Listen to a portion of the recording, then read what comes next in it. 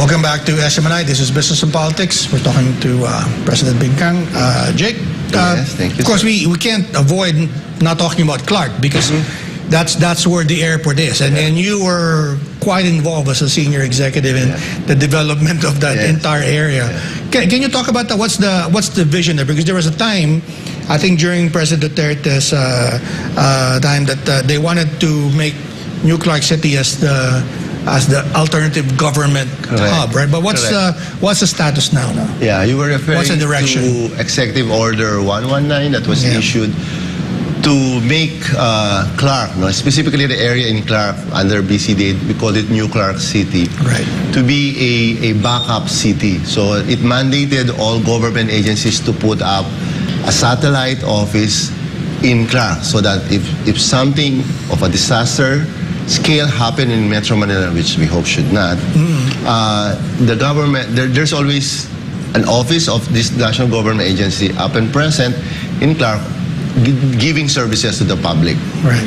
So, so right now, that area has also been master planned. It's around 9,000 hectares, but under CDC, right? under BCDA. BCDA. Under it's north of the airport. I see. It's on the Tarlac side now. Okay. So, so it's master plans around 9,000, but only 3,000 hectares is developable. The 6,000 hectares is forest areas, open spaces, greeneries. So it's like because the model is like Singapore. Parks and breathing space. Yes, yes. So right now we already have key government agencies who have signed agreements with us and are already constructing about 40 or their something facilities. like that, Let's start with the schools. Okay.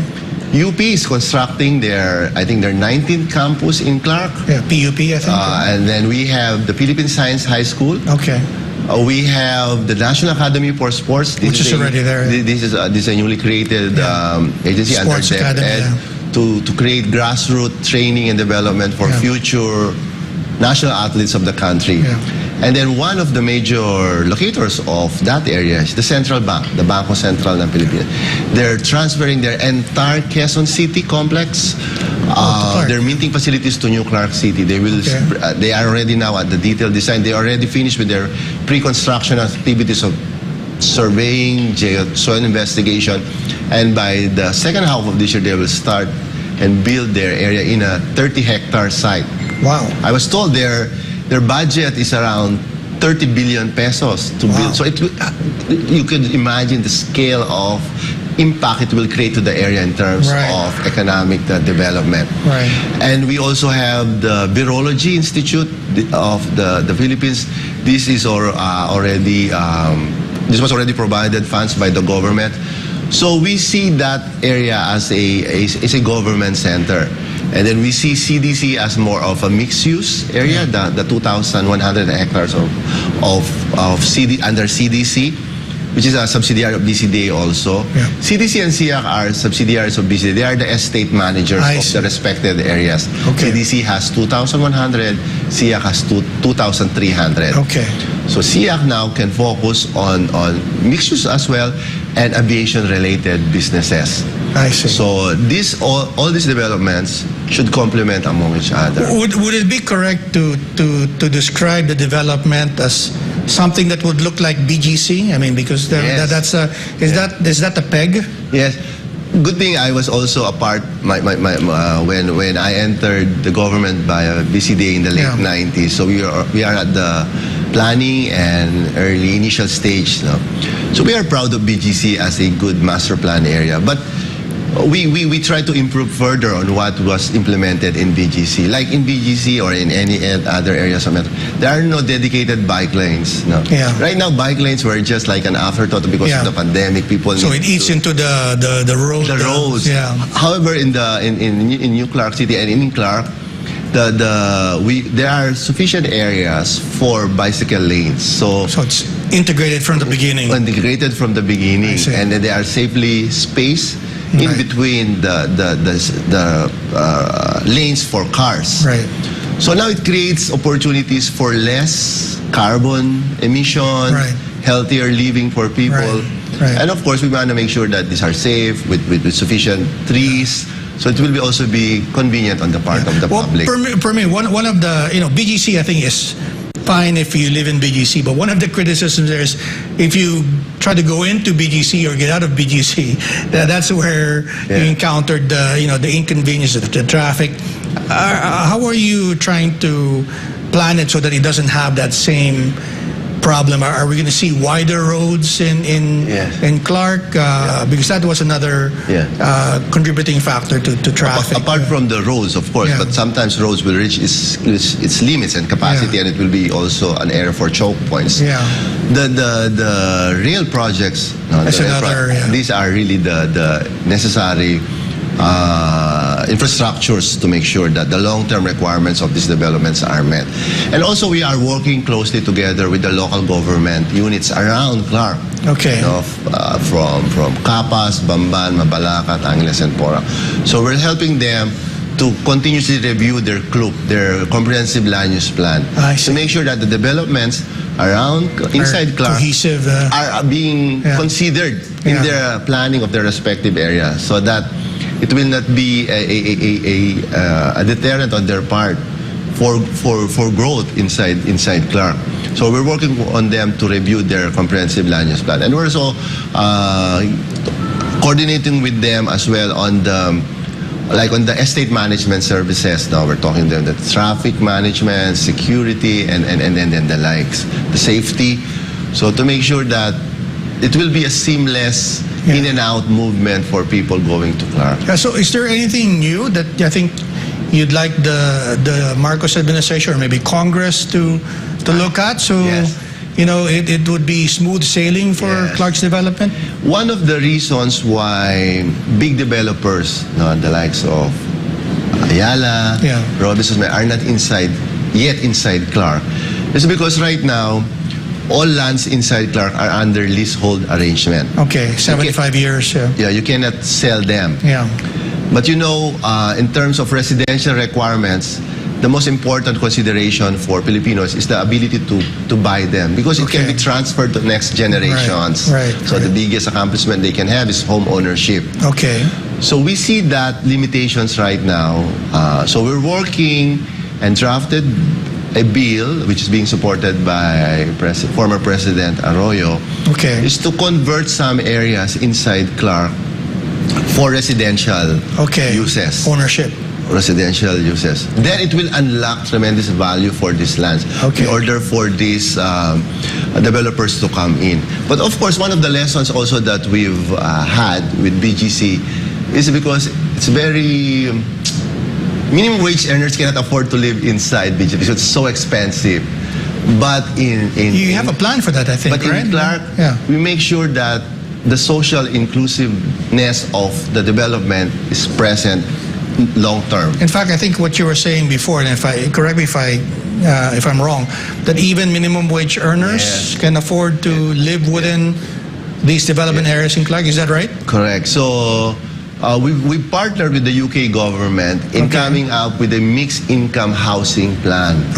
So there are different typologies where even minimum wage earners can afford to own a piece of unit in that development. Our model is Singapore, because in Singapore you can see that these buildings, they all look the same, but inside those buildings are of different units. Now we don't want to create a cluster, class division, socially class divided units. So we work with UK government, and soon that is to be because it was found out to be financially viable, because the bigger units can cross-subsidize the smaller units. So it will be open for PPP arrangement as well. So that's interesting.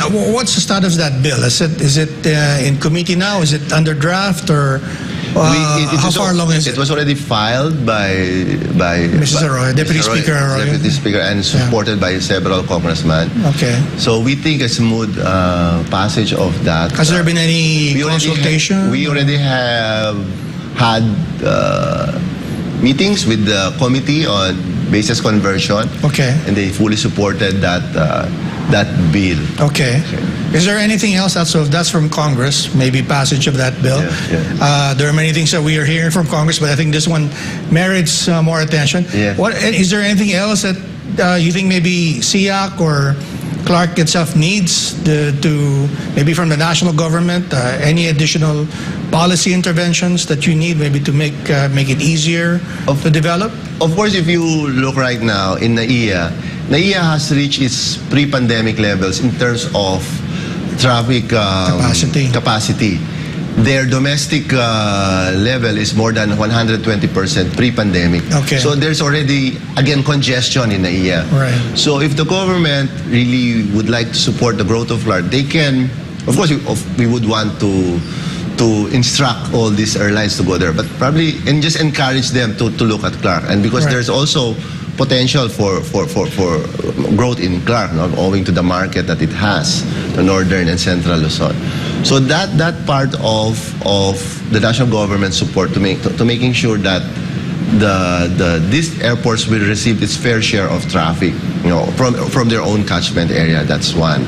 And of course, we want to make sure that the completion of the railway will be realized in the next few years. Because by 2025. Yes, but that will create really, it's a game changer and an equalizer. And it's a first world experience we experienced that in Japan, in Europe, a real experience, even middle-income people or ordinary wage earners can both ride that comfortably, those train coaches. So we see that. We hope that it can be completed soon. And also an extension of this railway, again moving northward, to give more opportunity and bring more traffic to Clark. Right. So all very, very exciting. I think we can talk more about this, but that's the time that we have for today. But before we go, Jake, you want to maybe say some final thoughts or give some final thoughts to our audience? Well, one of the messages that I've got when we were able to present to the administration, to the cabinet and the first couple at the early stage of their presidency, when we presented BCDA, they see the potential of Clark. Right now, we're working to make sure the infrastructure are already there, the hard infrastructure. It's on the soft infrastructure that we would like to focus. The internet connectivity. We envy those internet speed that we experience abroad. But with our projects that we had with DICT and Facebook and BCDA, we want to make sure that businesses doing operations inside Clark will experience globally fast speed of internet inside Clark. So it's not just about location, people, but also connectivity. And also, the national government through DOTR has tasked us, specifically as the heads of CIAC, to make sure that the requirements of the airport operations are always provided by the national government, which should redound to public convenience and safety. So we are working closely now with the LIPAD to make sure that this mandate of national government should not be sidelined when compared to their other requirements of commercial viability. So the national interest of public safety should always be there. And we want to make sure that also people visiting Clark, not just the areas around Clark, but also the Clark International Airport, will have a sense of pride when they go inside Clark because of the developments that the national governments have all introduced in the past years and will continue to do so in the coming years. Well, it's exciting to talk to you, and I think even more exciting to work with you and making these plans possible in the future. We need your support. And I'd like to thank our viewers watching this program today, those watching the replay as well. I'd like to thank Pastor Polo Kibuloy for making this program possible. This has been Business and Politics. I will see you next week.